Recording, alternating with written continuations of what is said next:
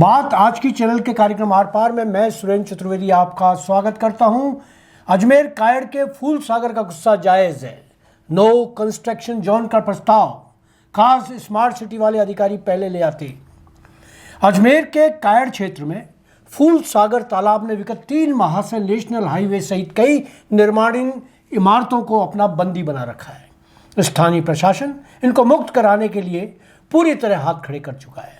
कायड़ तालाब ने फिर एक बार यह सिद्ध कर दिया है कि पानी पर से उसका कब्जा कोई ताकत नहीं हटवा सकती।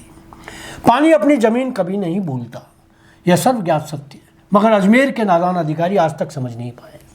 घूघरा का तालाब हो या आना सागर की झील, यह हर बार तबाही का मंजर दिखाकर यह बताने की कोशिश करती है कि उसके हक की पुश्तैनी ज़मीन उसके पांव के नीचे से निकालना कितना भारी पड़ सकता है। कायड़ तालाब सिर्फ अपने आप में तालाब नहीं बल्कि एक पड़ाव है जो आना सागर से जुड़ा हुआ है। नाग पहाड़ से बहकर आने वाला पानी को वह आना सागर भरने के बाद अपने पेटे में आने की इजाज़त देता है। कमबख्त लोग यह नहीं समझ सके हैं।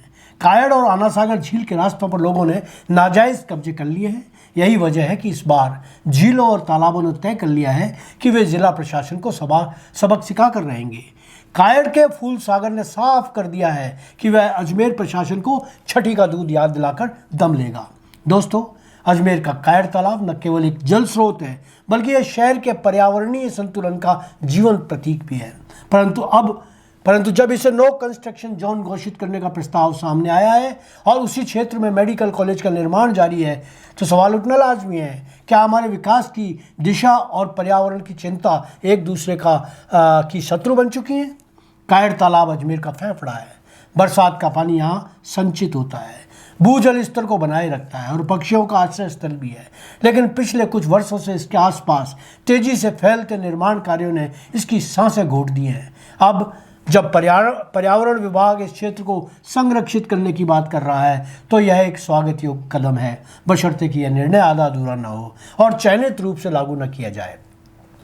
मेडिकल कॉलेज का निर्माण इस क्षेत्र की पर्यावरणीय नाजुकता के ठीक बीच में हो रहा है। सरकार का यह तर्क हो सकता है कि स्वास्थ्य सुविधाओं के लिए विस्तार के लिए आवश्यक परियोजना है, पर क्या यह भी उतना ही आवश्यक नहीं कि विकास परियोजनाएं पर्यावरणीय नियमों और सतत विकास की अवधारणा के अनुरूप हों? विरोधाभास यहीं से जन्म लेता है। एक ओर संरक्षण का प्रस्ताव, दूसरी ओर निर्माण की अनुमति। यह दोहरी नीति हमारी नीतिगत असंगति को स्पष्ट उदाहरण है। जरूरत इस बात का है कि सरकार और स्थानीय निकाय इस क्षेत्र के लिए एक समग्र जोनल पर्यावरणीय योजना तैयार करें जिसमें जल निकासी, हरित क्षेत्र, बफर जोन और निर्माण सीमा का वैज्ञानिक निर्धारण हो। मेडिकल कॉलेज जैसी आवश्यक परियोजनाओं को भी इस सीमा के भीतर पर्यावरणीय शर्तों पर पुनर्मूल्यांकन की जरूरत है।